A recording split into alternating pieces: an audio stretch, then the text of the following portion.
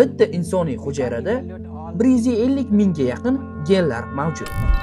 Ekoning muvaffaqiyatsiz bo'lishiga bir nechta sabablar bo'lishi mumkin, lekin reproduktolog eko programmasini boshlashdan oldin to'g'rilasa bo'ladigan va ko'zga ko'rinadigan xatoliklarni to'g'rilab ketishga harakat qiladi.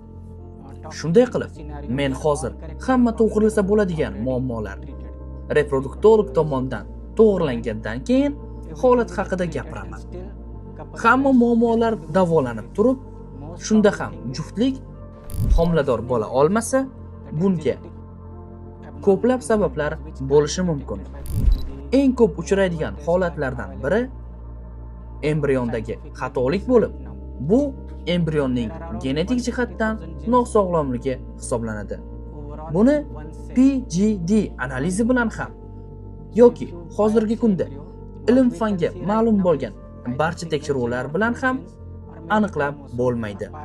Bitta insoniy hujayrada 150 mingga yaqin genlar mavjud. Agar embriondan biopsiya olingan taqdirda ham biz unda ko'ra oladiganimiz bitta gen yoki bir nechta genlar bo'ladi. Yoki xromosomalarning bo'laklari bo'lishi mumkin. Biz bitta urinishda embrionning barcha genlarini tekshirib baholay olmaymiz. Shunday ekan, muammolar genetikaning ko'plab darajalarida bo'lishi mumkin.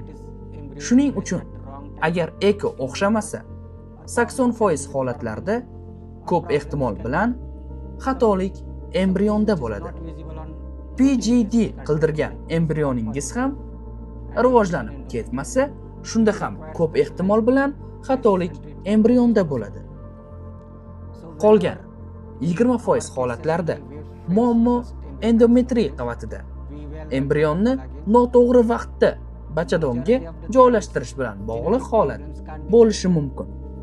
Yoki muammo gormonlarda ham bo'lishi mumkin. Yoki muammo kundalik tekshiruvlarda, ya'ni UZI tekshiruvlarda ko'rinmas darajada bo'lishi ham mumkin. Xuddi kichik polip yoki endometriydagi qanaqadir xatolik unga gesteroskopiya amaliyoti singari maxsus tekshiruv va amaliyot kerak bo'lishi mumkin.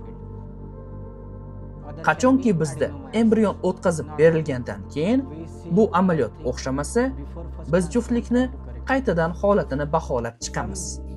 Ko'p holatlarda genetik muammolarni to'g'rilab bo'lmaydi va biz o'zimiz to'g'rilasak bo'ladigan muammolar ham